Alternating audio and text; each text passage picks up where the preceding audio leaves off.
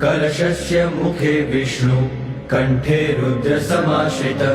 मूले तत्र स्थितो ब्रह्मा मध्ये मातृगणा स्मृता कुक्षो तु सागरा सर्वे